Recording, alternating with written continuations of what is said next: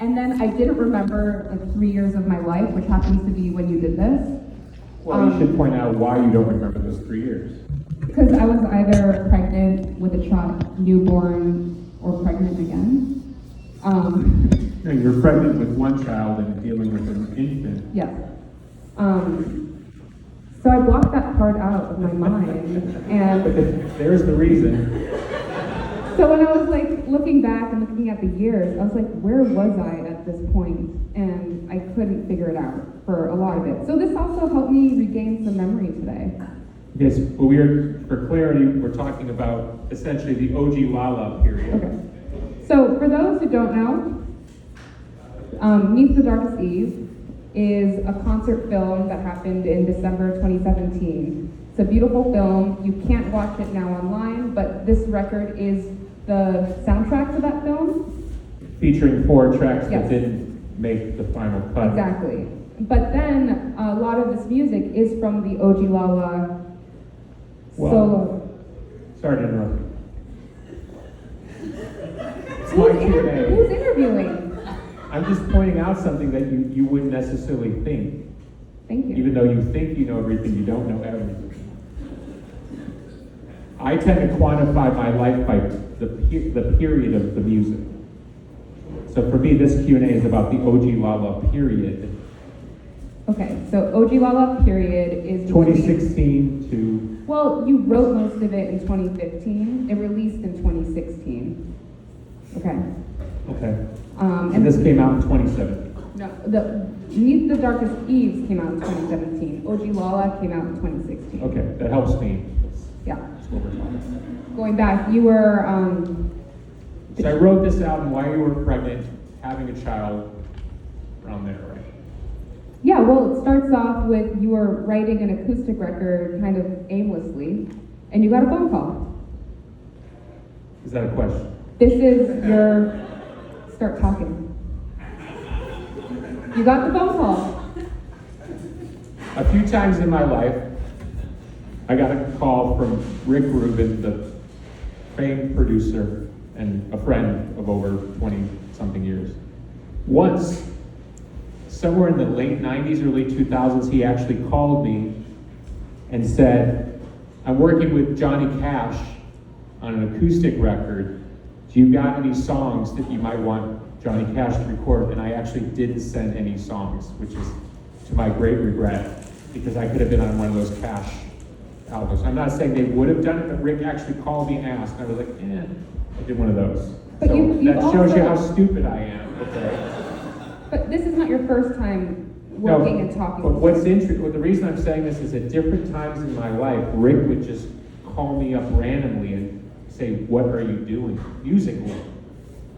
So in this particularly difficult point in my personal life and my musical life, I get a call from Rick out of nowhere, what are you doing? And I said, funny you should ask, I'm just kind of writing this random, I guess it's an acoustic record.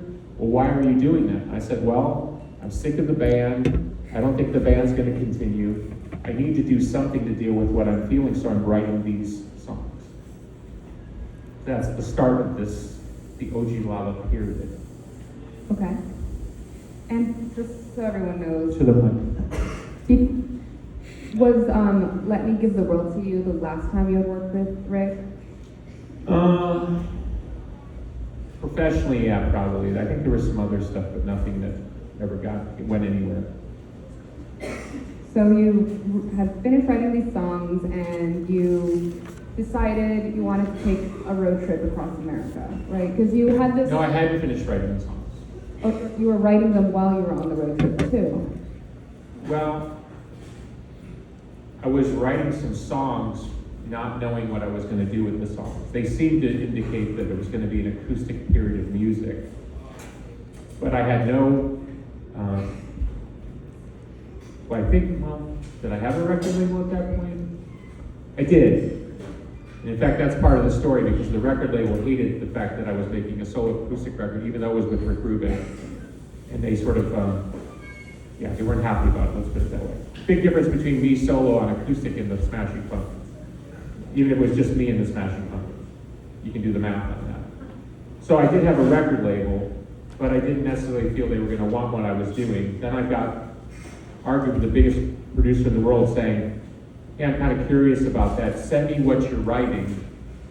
But I think that happened after I'd taken the road trip if you're trying to tell the story. Okay, but I mean, I think we need to give everyone some context what was happening at that time of your life. Sure. Besides having the child, First child, Augustus, who was a couple months old during this time.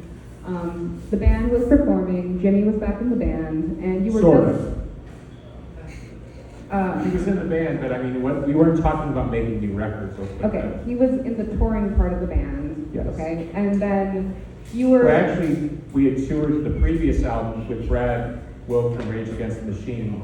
Wait, we're not talking about No, that. but I'm saying it's important for you to understand Okay. that Jimmy came back because we had this guy hired to do In Plain Song, which was an acoustic tour, so I was kind of in the acoustic mind anyway. Mm-hmm. And that guy completely blew himself up, never to appear again. So I called Jimmy, we hadn't spoken in 7 years, I called him out of desperation and said, can you come do this tour? So he came back to do the tour, but there were no plans, we're getting the band back together for sure, and it was all very ambiguous. That's the point I'm trying to make. And for people that know the band's story, that stuff makes sense because it's like, you would think it would be like, oh, Jimmy's back. And it was like, it was this amorphous period. You were focusing on no expectations, positive outcomes, and just good relationships, which is why you didn't have an expectation with Jimmy coming back in the band, which is why when you decided to meet with James, which was during this time, it was kind of, let's just be friends and see what happens. Yes. And it was actually during this time that you performed with James. Okay. Yes, he joined us on the In Plain Song and did some songs. He played in Los Angeles. Can I tell you a quick story about that? Yeah. No, I think it's important. Tell me. So, James did come out during that, and the people we had at the time managing were like, oh, we got to do this whole big setup. Like, we got to tease it, and James is going to come back. And I was like, well, don't necessarily know if he's rejoined the band.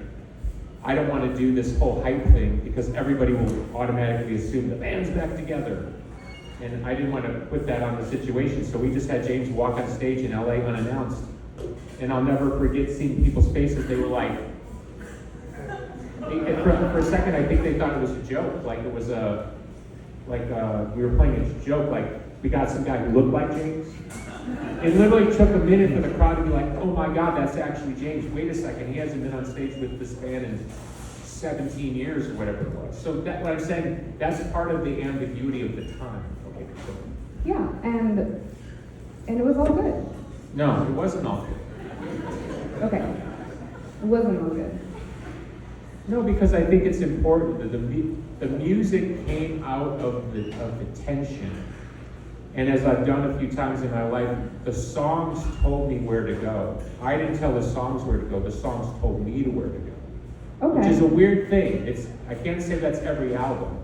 But in this particular period, I mean, to be quick about it, I was lost. I didn't know why I would want to even do music anymore. I was so sick of the churn of the business and people coming and going, and I'd had it. Well, So it's like reaching for a bottle if you're an addict and you're like, well, this is the problem, but it's also the cure.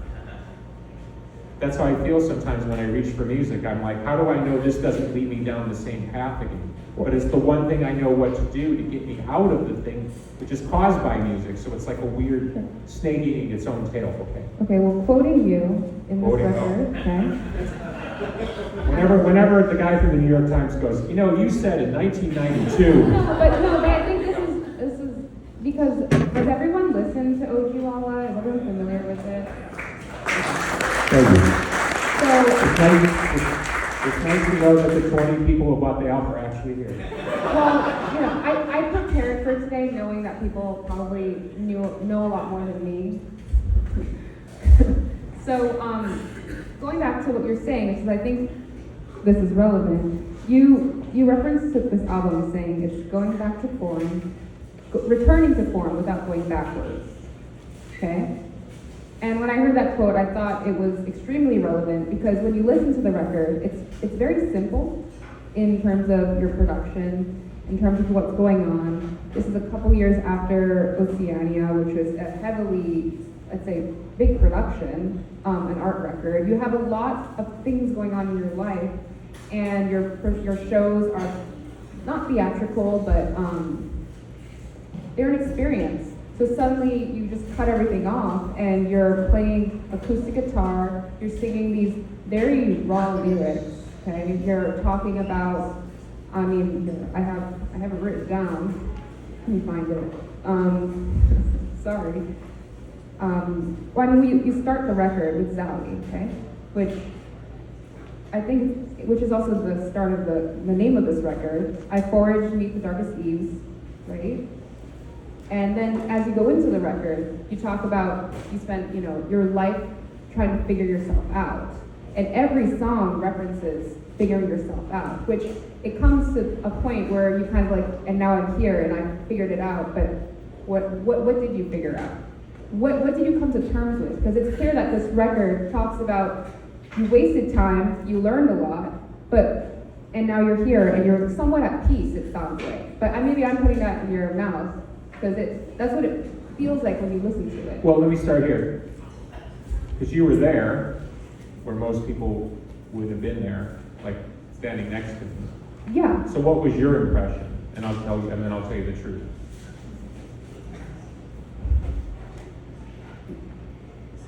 I think you tend to work a lot of things out while you're making the record, so it's not conscious. And then after the fact, you don't plan to make the film, you don't plan to make the 30 days road trip, which also happens. That later though. It happens later, but you shot the cover of the record, OG Lala, on that 30 days road trip.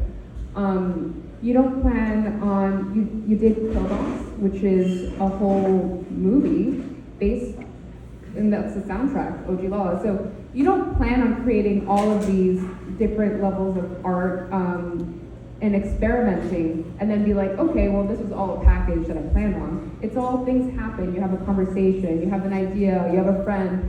And so piecemeal, when you look at all of it together, it's like, wow, he was really being an artist and doing what he loves when he was probably at a really low point in his life, it sounds like. One of the lowest points in my life, absolutely. You say you had 40 years to finally wake up and 9 more to sling the snakes out of you. What are the snakes?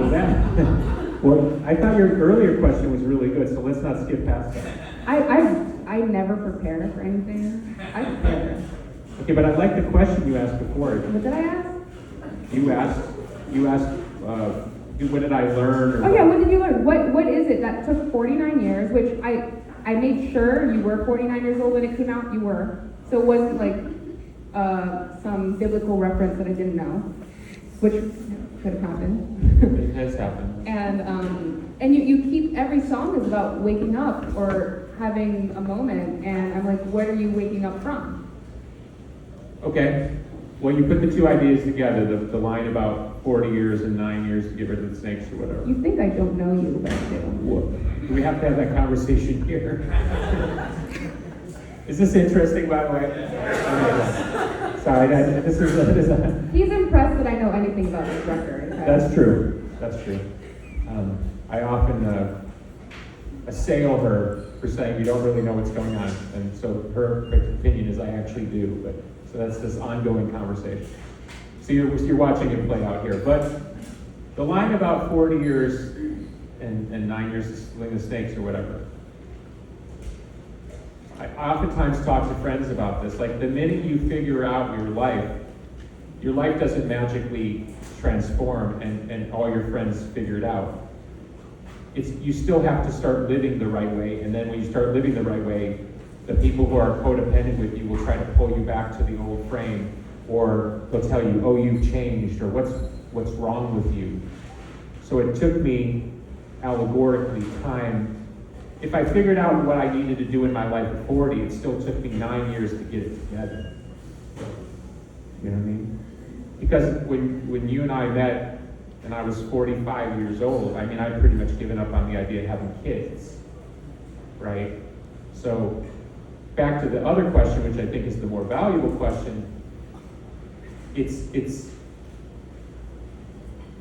life is not like, oh my God, I found this magical secret. Life is, the secret is you're in your life, and if you embrace it, that's the secret. But you'll spend every ounce of your ego's energy trying to distract from the idea that there's somebody to blame, or this guy messed you up, or oh my God, I hurt my toe when I was 6 and I can't jump because somebody said jump. You realize that's not what life is. So, at 40, how old was I? 49. How old was I when the South came? 49. 49. Approaching 50, obviously a big milestone for anybody, at least in this culture. I had to make a decision. Am I going to spend the rest of my life bitter and unhappy about what didn't happen, or appreciative of what did, and could I make peace with that and move on? And so this music, and I want to talk about America in that equation, but this album was my way of making peace. So just because I made peace doesn't mean I'm magically peaceful. I just made peace, including with myself, which is probably the most important person to make peace with. Because as much as I've gotten guff in public for being a critic or having an opinion, there's no sharper opinion than the one pointed at myself, which I think has always given me a bit of swagger in the world, because anything I'm saying out in the world is 1/8 of what I'm saying in this head. Yeah, I mean, I think. Good answer. Thank you, Richard Shea. You might know Richard as the ghost of Christmas past.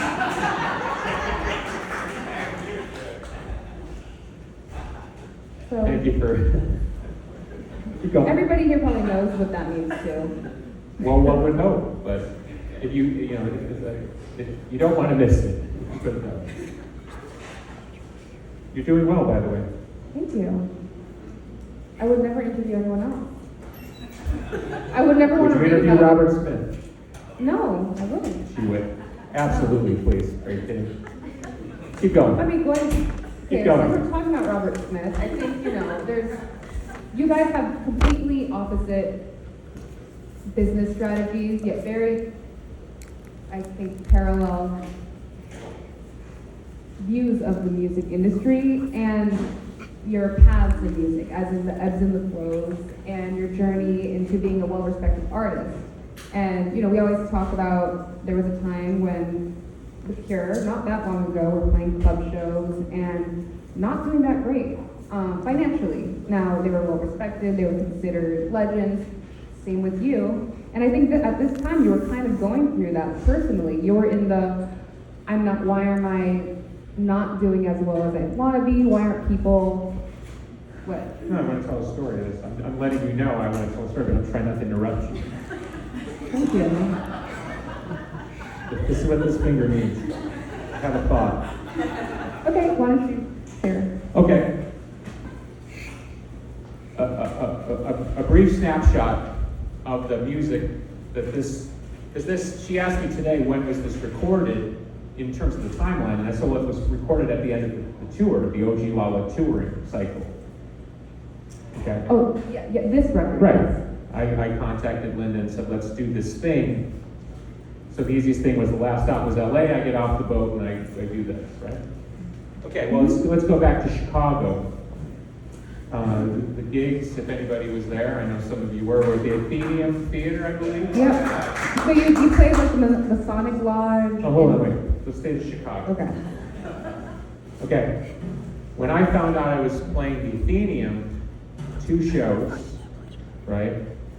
I'm like, oh, that's amazing, because why? This album's all about going home, right? Mm-hmm. Well, where's the Athenaeum? Walking distance from where I lived in Wrigley Field, or by near Wrigley Field, when I wrote Melancholy.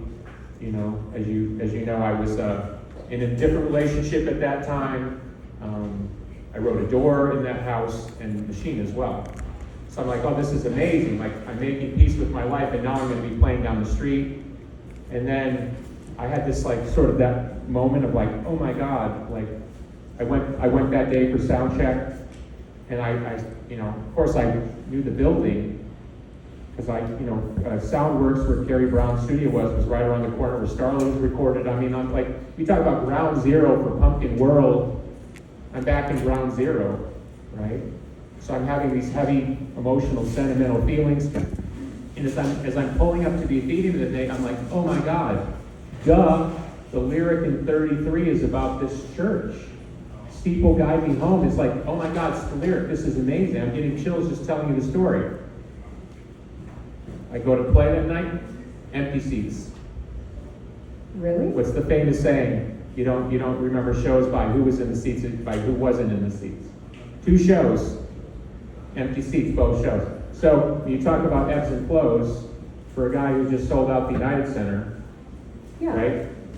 Me as a solo artist, after 30 years of being a Chicago artist, promoting Chicago, being identified with Chicago, doing all those things, it didn't amass to, there weren't, whatever was the total number of people, there weren't 1,600 people in the entire metropolitan area, not to mention who would drive in, because people drive in to see these shows, and I'm saying that with humility, thank you, that's awesome. Always humbles me when people drive 6 hours to see what we do here.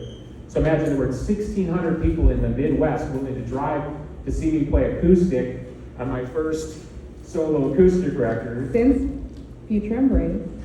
And even those shows sold shit too.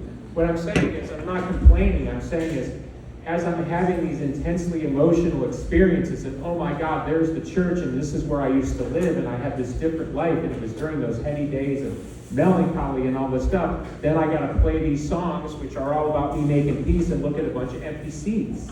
Yeah, and people don't realize that in the industry, they reinforce those negative emotions. So the managers, all that stuff, they're going, you really shouldn't be wasting your time with this. Why make this record? They're like, Oh, yeah. They're like, we'll help you, but that's on you. They're like, we don't have a lot of expectations. How about this? This is before Kareem came on and started running social media. Or it was right around the time she started. It was when I think the Cotillions album was out. Right? And I noticed on Smashing Pumpkins' social media, which I own, and I'm not saying that I own it. I own the Smashing Pumpkins social media. I pay for it. It's my site. And I noticed, because it was run by the management at the time, there was almost nothing about the Cotillions album on the crawl. And I'm out touring the record. And the Pumpkins aren't doing shit at the time. There's nothing happening.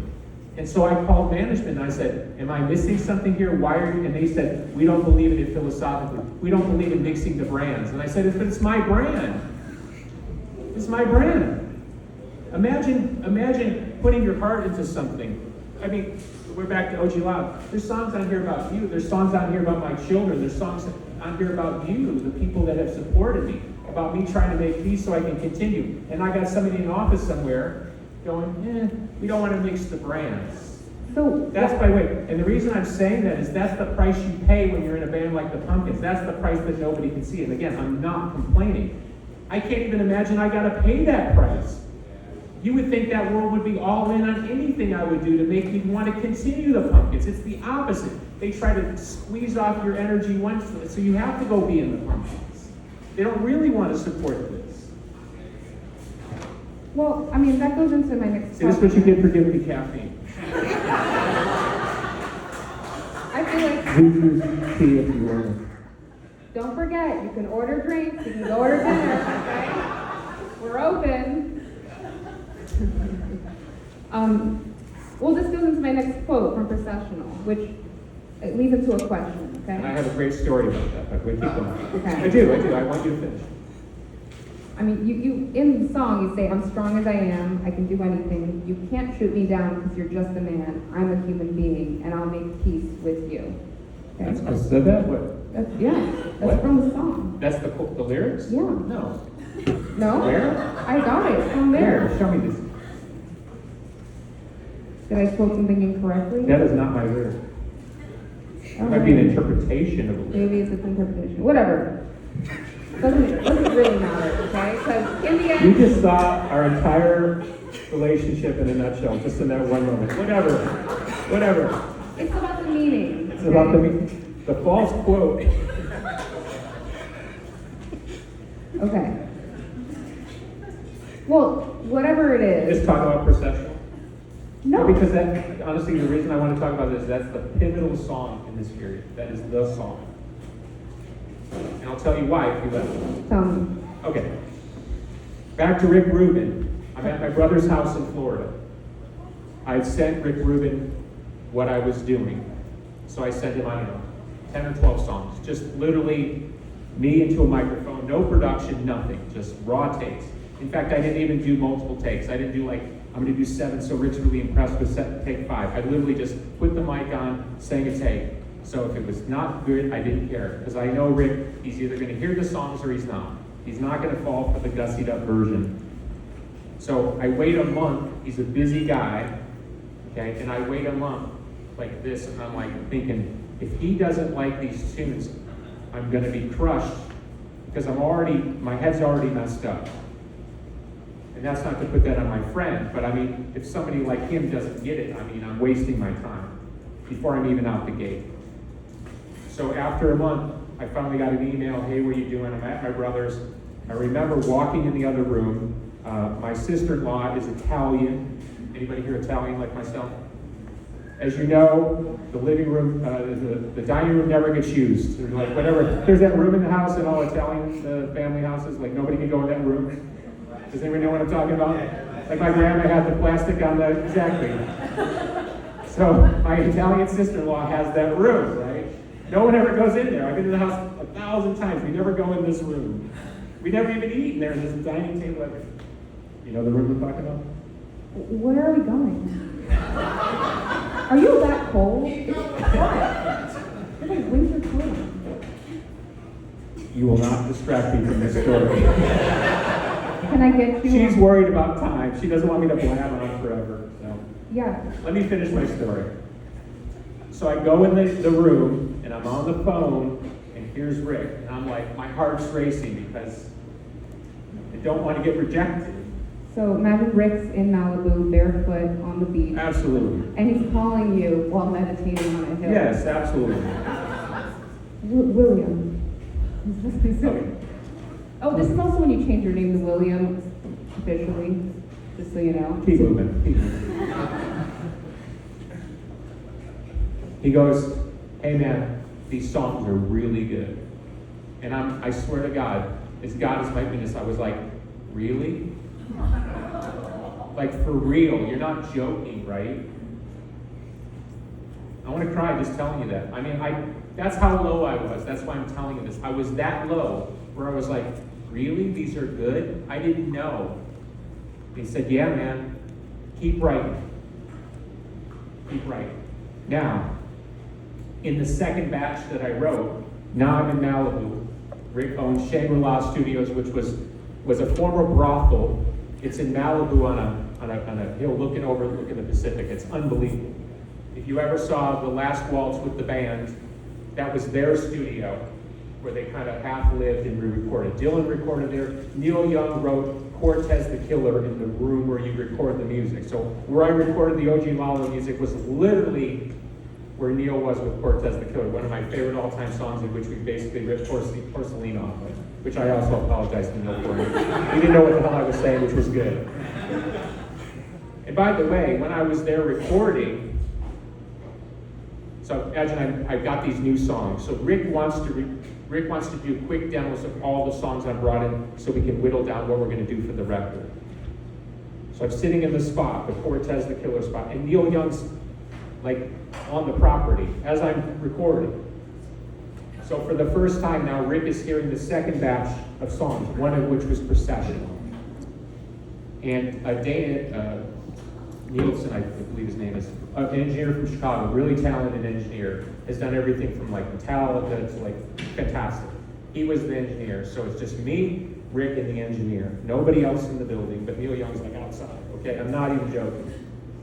And after I did Processional for the first time, Rick usually would stay behind the glass and then talk to me when I was done with whatever. But here comes Rick and Dana to adjust something on the guitar, some kind of way they were recording an acoustic. And Rick was kind of smiling, and I just played, he heard Processional for the first time. And it's a very, very, if anybody knows the song, it's a very, very simple song. Simple songs are the hardest songs in the world to write and make them great. This is from experience. Rick came in, here comes Dana to fix the mic, and I look at Rick and I go, "Is that good?" And he goes, "Yeah, man." Like, I got the full on, like, whatever you're doing, keep going. You understand, I don't even know if I have anything. The guy who walked in and made Siamese knew what he had. The guy who walked in and made a door pretty much knew what he had. The guy who walked in and made Autumn pretty much knew what he had. That guy did not know what he had. I literally was like a guy fumbling in the dark. It's a very rare moment in my life. I mean, you were charting, I think, there's a sense that you know what you're doing, you're successful, it's all there, but artists really have to chart their own paths constantly, because everybody has their own path. We all know what I'm about to say. In America, if you get known for something and you keep doing it, everybody will pat you on the head and tell you you're great. To do the other thing is a lot harder. That's the stuff of legend and disaster and icons, and that's why most people won't go there, because once you're in your lane, it's just best to stay in your lane. And you challenge yourself every day to be your version of great. But think about it this way. I'm in this super low period. The band's kind of looming over here as a possibility. Maybe the band gets back together at least 3/4 of the OG lineup. Okay? You don't have to be a savant to figure out there's money and everyone's going to tell you how great it is no matter what you do. Okay? And what do? I go completely the opposite direction because I'm drowning. As an artist, I'm drowning. And that's why I always say, God bless Rick, because he called on the right day and he stood by me as a friend. Now, I didn't give him stuff he couldn't do something with. But the fact that he saw something in there and he pulled me forward, that's like a miracle. Special. Yes. Should we talk about Aliens? We'll get there in a second. Now, I want to talk real quickly about the road trip. Not the 30 days road trip, the road trip before that. I was trying to backtrack time in terms of how the separation between the two road trips happened. I don't think there was a lot of separation. It was one. It might have been 9 months to a year. Really? You think so? Yes. Okay. That road trip was only about 6 or 7 days. Oh. It was very short. It was supposed to be long, Yes. and it got weird out there, which is why I cut it off short. Okay, so you did this first road trip. But who was on that road trip? Let's not name names. No, but I can give you the general setup.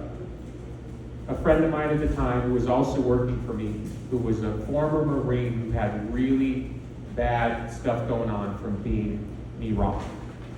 PTSD. Bad. Yes. Okay, and I say that respectfully, and as someone who's done charitable work on behalf of soldiers with PTSD, understand that comes from a place of love. For those guys and girls, that's a tough challenge. So there's no judgment there, but this is somebody who's on his own, and to his credit, he's now gotten it together. So he's on his own journey. Me and my friend Joseph Hudson, Yes.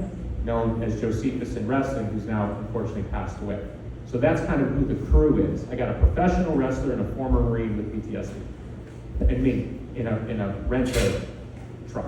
Yes, but Joseph also made the merch of your OG Lala tour, which I forgot about. Yeah, God bless him. All of those Him and his three-eyed brother. cats and stuff. Him and his that was brother on Seth, there. yeah. Yeah.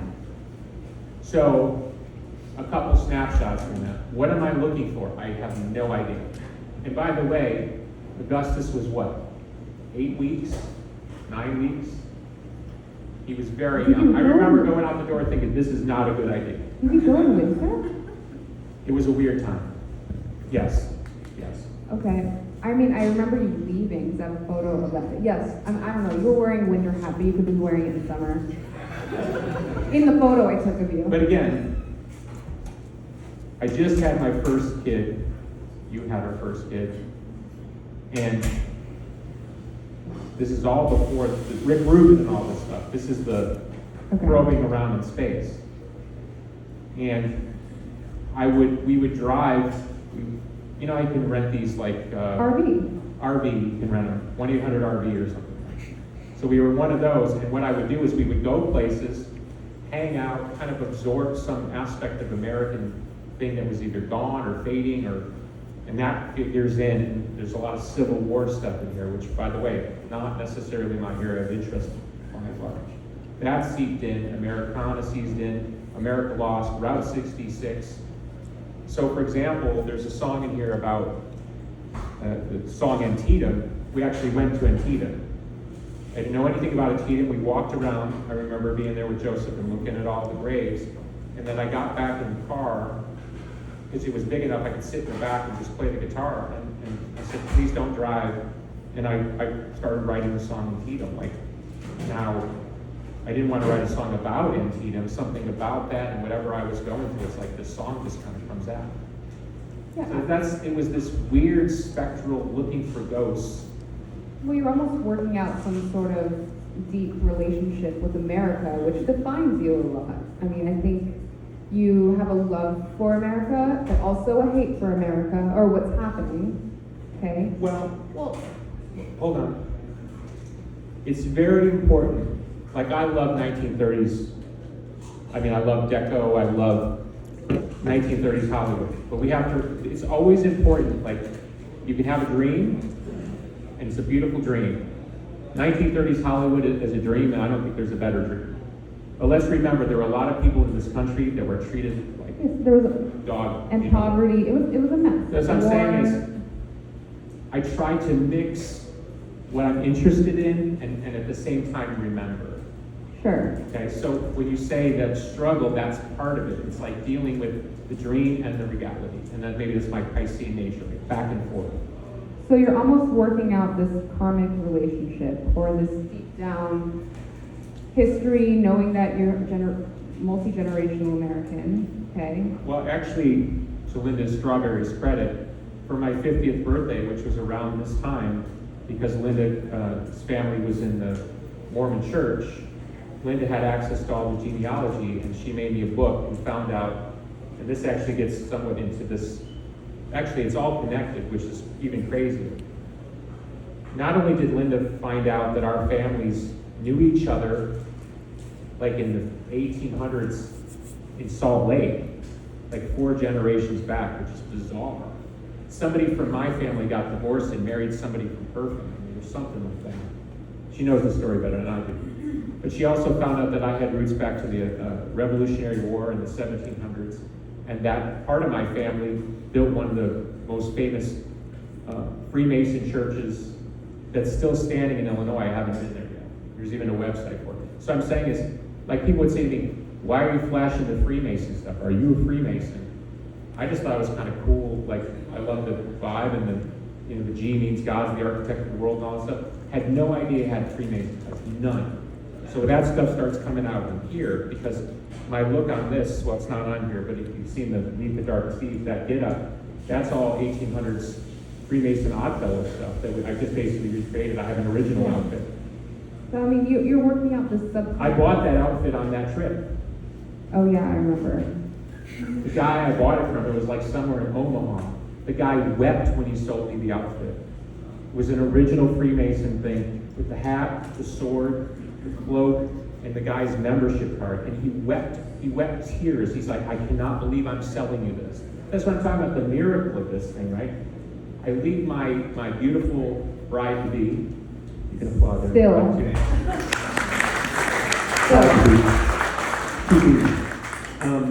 My child, my first child, the love of my life, no disrespect, and 8 weeks after he's born, I'm like, I'm out of here. I gotta go take a road trip with these 2 lunatics, my friends, and me, lunatic number 3, wander around Civil War grave sites and write songs that I'm not sure anybody's ever gonna hear. Yeah. It's not the setup for success, is what I'm saying. You did invite me. Like, let's not say you ditched me. You invited me. Well, you did come out for part of it, did you? Or no, you didn't. That was the other trip. It's hard because we get the 2 trips confused. I had no interest in being in an RV in America. Well, as you know, there's no sons in here called Chloe, so you might have. Yeah, I'm just saying. I'm just saying. You can write about anybody you want. You know. Actually, I should look and see if there are any sons on her. I don't. And then we'll talk about aliens. Let's see. I'm looking. If you want to spiel why I'm looking, this is dead air. If you didn't know, talking about this Freemasons outfit, Billy is a hoarder. I spend about 80% of my time sorting boxes of stuff that just get delivered to the house, and I hide it. Hoping he won't see it for a couple years, and then after a couple years later, I'll be like, you didn't buy this, did you? Mandarin, I think. I know. Okay. So you know Mandarin's value. I know, I have it quoted in here too. You want to talk about aliens or you want to talk about Mandarin? Because you say Mandarin unless it's the wrong quote, I don't know. Okay. I'll keep you safe all my life. And then you say, I'll keep you warm all my life. And I thought, See, I don't know you with your quoting lyrics. well, whatever it is, you're keeping someone safe. And I was like, who else?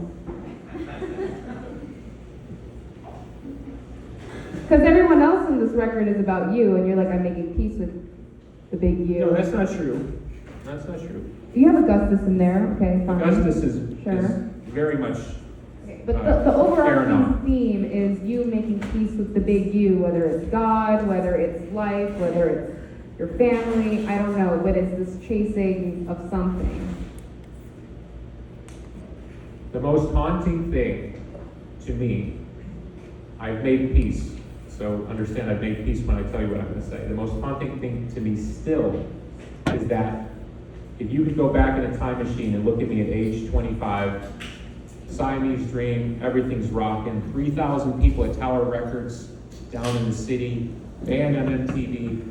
If you would talk to that guy and that guy told you what his life was going to be like, my life didn't turn out what that guy thought it was going to be like at all. Not even close. Not even in the neighborhood, not even in the zip code. It's better. You can't say no. Not now, no. But by the way, you were born in 1992, okay? You weren't You available. cannot let people know that. I think they can do math, okay? I mean,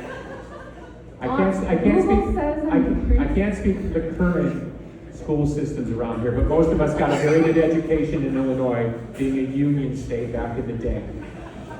It's all gone to shit now, but we all had good educations. It's a very literate crowd, is what I'm saying. What does that have to do with my age? They can do fucking math. When I say you're 26 years my junior, it's like, you know, it doesn't take long to do the math. Thank you. So yes, it turned out better in a way, but those Okay. years in between were not very kind. All right. 25 to 45 was a bit funky. That's a long time. It's a long freaking time, yes. All right, you're taking too long now. We I gotta talk about- understand. We have to talk about aliens because this week, did everyone hear about the report of the guy calling 911 and reporting that a UFO landed in his yard? But here's the thing, wait, It happened. wait, stop. Okay? That thing where they have the call with the guy calling 911 saying there are aliens in my backyard, they're about 8, 9, or 10 feet tall. Yes. They're definitely not human. Big eyes. My whole family sees it. He's on the 911. It's all over the news. It's not Okay, like stop. some weird thing. True story. True story. I'll be quick about it because I know you want to get out of here. Don't be mad at me when this Q&A goes short. Can I tell a story? No. It's an alien story, and then we'll pivot to aliens. Yes? You own this place. Not for much longer, okay? My father had an alien experience. This is a true story. I've never told this story anyway. This is the story as my father told it. He was living, not regally, in a motorhome with his wife, his third wife, who, God bless her, is still alive. Sun was going down wherever they were, and they looked out, or she looked out and said, somebody's out there. So they automatically thought it was like somebody coming to rob them. He ran to the thing, and out of the kind of the forest at the edge of wherever they were, he said an 8-foot-ish guy walked out of the woods. They got so scared because they didn't know what to do. They ran into the back of the motorhome. He cocked a .45 and basically told her, whatever comes through the door, I'm going to shoot it. That's how scared he was. And they were both trembling with fear. They woke up 14 hours later. The .45 was still cocked on his lap. And they woke up the next day and they had no idea what happened. My father said wisely, he did have wisdom, he said to his wife, don't say a word. You write down what happened, and I'll write down what happened, and let's compare notes. And it was the exact same story. So I said to him, what did you see? He said, it looked like, it wasn't Bigfoot, but it was like that kind of size, and it had this kind of hair all over it. And I swear to God, I'm telling you, I wasn't high, and I saw this, and she saw it too. So when I heard that report about the 8, 9 foot 10, I was like, well, that makes sense because I've already heard this story. Okay, carry on. Was that worth it? Was that a good story? Thank you. One entertained. One entertained. I know you want to eliminate and educate. I have no agenda. Yeah. Can I tell the other entertaining thing? It involves Rick Rubin. Go ahead. So this song, what is it? The Long Goodbye. So Rick, whenever I would do takes of the songs, he would want to have lyrics because he wanted to follow along as I was singing with the lyrics. And it wasn't beyond him to pull me aside and say, hey, this lyric kind of sucks. Can you clarify, or what are you trying to say? But he stayed out of whatever I was after. For him, it's like a song either lands or it doesn't, which makes sense because he's a great producer. Most people, when they hear songs, don't need to know what a song's about. They just hear it and they like it or they don't. So I think he takes that perspective. Can't speak for him. That's my sense of it. So I was doing takes of The Long Goodbye, and I came in, I sat down kind of opposite him. He'd sit over there, and I sit over here on this kind of long couch thing. And he goes, is this song about aliens? And I was like, oh my God, you figured it out. And he goes, tell me. And I said, it's me saying, if you can hear me, get me off this fucking planet. So if you listen to the song, that's what it's about. I'm literally saying, please get me off this planet. With you, of course. I'm going to heaven. No, we're not talking about heaven or hell. We're talking about the planet right now. Get me off this planet right now. And by the way, that was a few years ago. Now we're really getting off. Keep going. You're doing well. No, I think we have to wrap it up because we're going to listen to the new record. Let's just talk real quick. But no, I'm Killing me, man. What am I doing? By the way, we're just going to try to start a band together, and that's not a joke, okay? It might only last one gig based on today's public example. The one time Go on, tell your story about the one time at Old Zuzu's we did a gig. Go No, on. not that. The one time we ever practiced at home. You slammed the piano down, stood up, looked at me, and you said, you're the most difficult musician I've ever had to work with. And I looked at you and I said, I'm not a fucking musician. And I walked away. Just to put that in context, we almost never fight. So that's probably that's under 5 fights ever. Well, it was over. What was the song we were doing? I don't know. It was like a missing person song or something. So that's what we were arguing over. Whatever it was, no, we were not doing that. We were doing something else. We ended up doing that song because it was easier. Flock of Seagulls. We did that because we ended up not having to fight over it because it was easy. We were trying something else more difficult. So that's And then you go, I looked at you and I said, do you count time? And you go, no, people just follow what I do. Not to be a snob, but I was trained classically. I could read music. Okay, well, you and me ain't doing Camelot anytime soon. Well, if you ever want to do musical theater type of thing, I'm all down. Kiss Me Kate, you know what I mean? Oklahoma. I mean, yeah, we could do Godspell. That'd be a good hipster thing. We do Oklahoma, but like New Wave. New Wave Oklahoma. No. This is not going anywhere. I think this means Ixnay on no one's coming to our OJ. show. Last bit. Do you mind if I talk about this record? I think it's pertinent because you're going to ask people to buy this record. Available for sale today. For the These people beautiful in here people. only, on Tuesday, it releases at noon for everybody. And Tuesday night, we are playing the original concert film at Zuzu. It's free. You just Right. need an RSVP, but Okay. it's just more of a fun way to celebrate the official release. Couple things. Thank you for being here. Thank you so much. I hope you had a good time. And after we finish this public therapy session, take a quick break, let everybody go to the bathroom or grab a drink, and then we'll play the record, yeah? We'll take a little break. You can still order dinner. We're keeping our kitchen open throughout the whole time. Bar, everything, and then We should also talk about the new pictures. that's what I was about to do. Jenny. We have photos that we haven't released before available. They were taken from the cotillions' time. They're beautiful film photographs, and they're limited edition. So you can order them. You can either order them. I think you order them framed, and just find John. He can help you. Yeah, but if you want to see the photos, so yeah, the there's photos some of are them up there. there. Beautiful photos from the they're really cool. cotillions packaging. Yeah, so that's all the cotillions photos. We thought they were relevant to this because it's the same era. You thought they were relevant. No one asked me. I gotta get some back, you know. Sure. Last thing. When I did this, the song's on here. It was on a LA soundstage. And the reason I hate working in LA and the reason I hated doing videos in LA is you end up with these key grips and camera people who, that's all they do all day.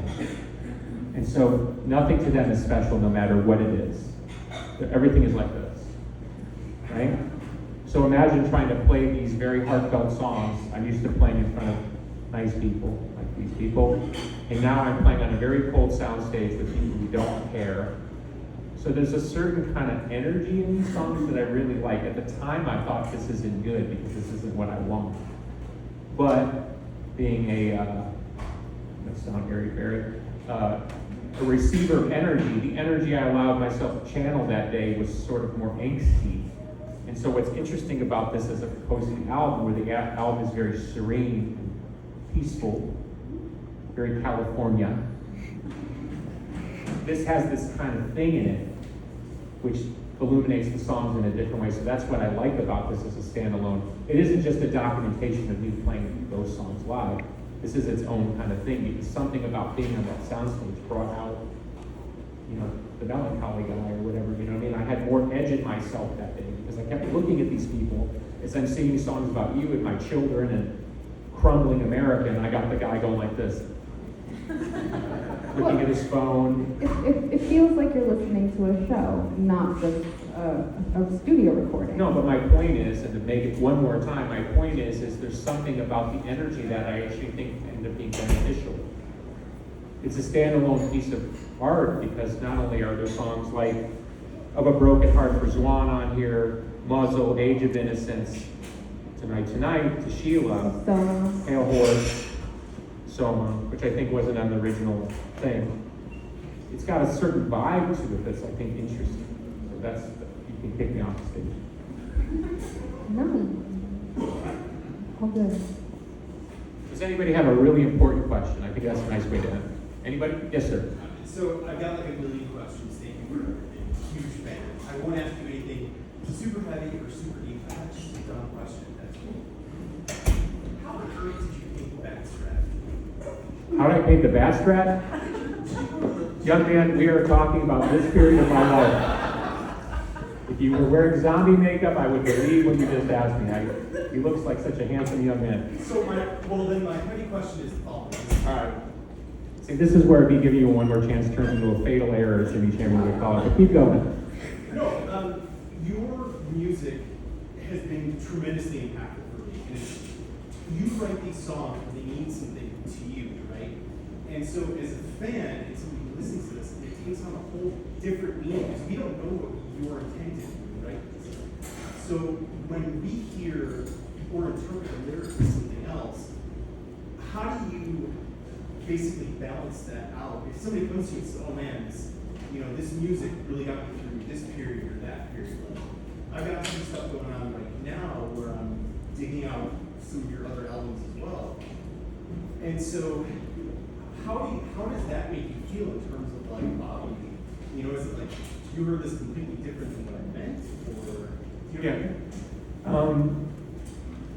The way I have worked it out over time is that once I put it into the world, it's not mine anymore. I own the copyright, it's my song, but it becomes a collective thing. So a song like Bullet with Butterfly Wings, which I thought was stupid, and I told the record company we shouldn't release it as a first single because it's so stupid. I don't think it's so stupid anymore. I had to learn that there's an intelligence to that song that communicated to people beyond what I originally meant.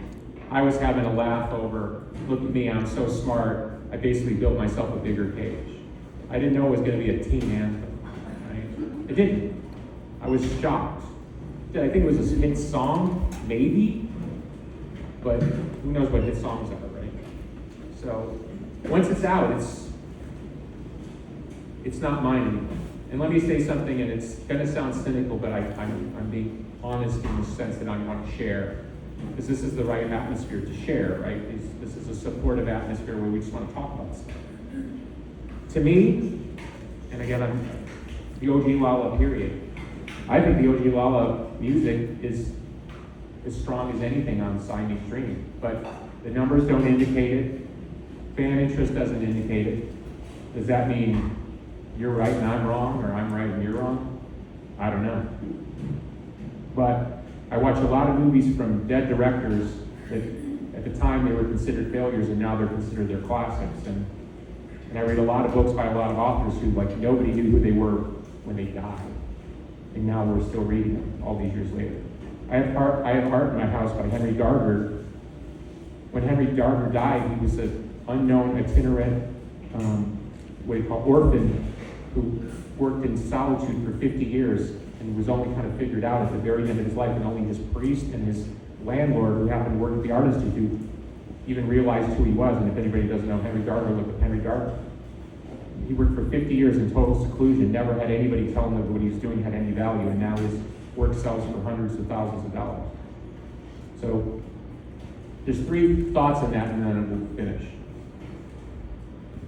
And it's always a weird thing with media, because they always kind of want to poke at the idea that, how dare you have the arrogance to say something?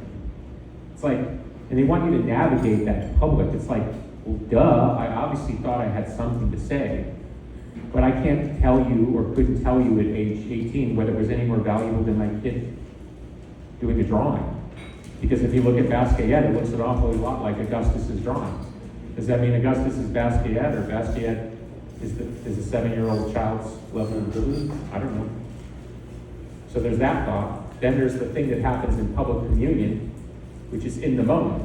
Again, as I told you, part of my memory of this period is playing at empty seats in Chicago, my hometown, walking distance from when I wrote the reason that anybody would even have come in to see the concert.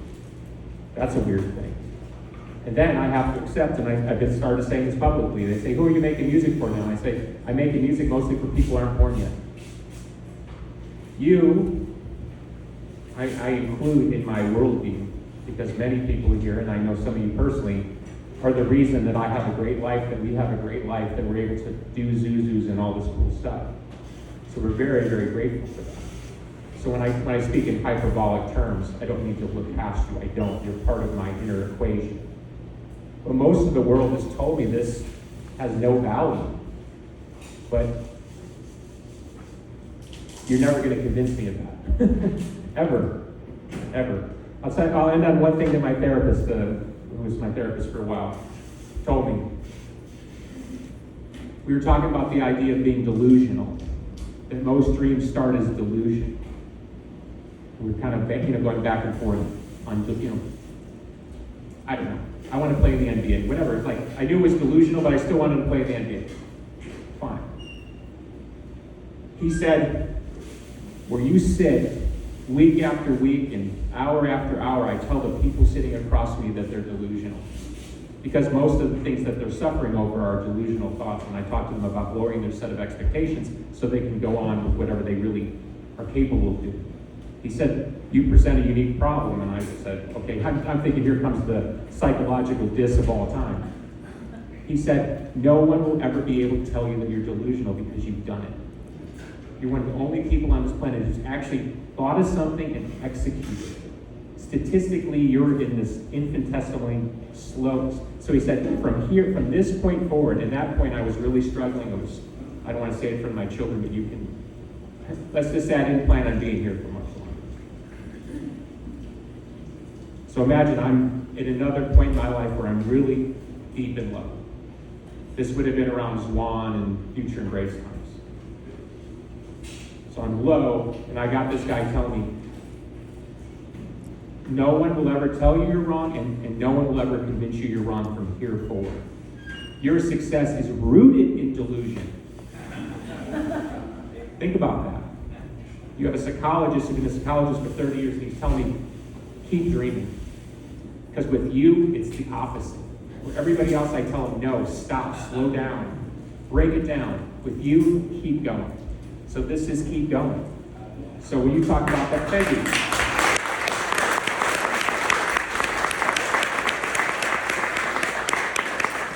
So when we talk about that navigation, the beautiful answer is, I don't know. I saw a clip recently with Prince, where Prince said, success for an artist is the moment of creation. After that, so the fact that it even exists, I mean, if I got one more guy come up to me in the airport and tell me how great the Future Embrace is, you know what I mean? I want to jump off a digital cliff. Thank you very much. We love you so much. It's a throat break and we'll be right back.